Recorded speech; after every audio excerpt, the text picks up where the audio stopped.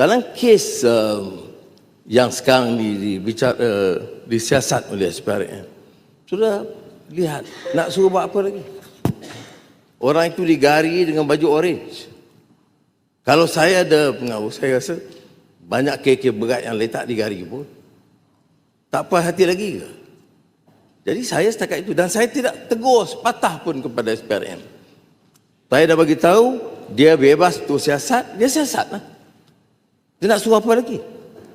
Baik. Ada konon, wibawa SPRM. Dia ambil tindakan terhadap kartel terbesar yang diberi perlindungan selama puluhan tahun. SPRM dan badan ini semua menteri saya tahu. Mustahil tidak tahu adanya sindiket yang besar. Ya. Jangan cabar lebih dari itu. Tapi dibiarkan. Sebab itu kita dapat kumpul 15.5 bilion ringgit. Jadi saya, setakat yang saya boleh buat, Masjid Tanah, saya kata beri kelonggaran, dia siasat.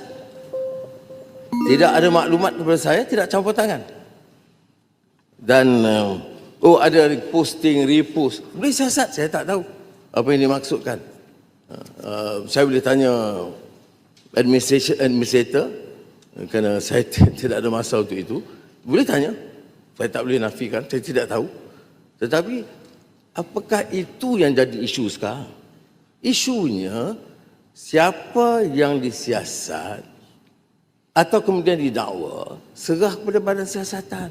Mengapa kita nak jadi hero, nak pertahankan sebahagian orang? Saya tidak pertahankan staf saya. Saya nak tanya mengapa nak pertahankan orang lain? Pembangkang ada trend pertahankan perasuah-perasuah besar. Termasuk orang yang mengatakan, ya saya sudah bagi rasuah sekian-sekian banyak. Itu mana nak jadikan hero? Ya betul, ini tuduhan jahat, ya betul. Siapa pembangkang yang mempertahankan perasuah-perasuah besar? Sila nyatakan dengan jelas.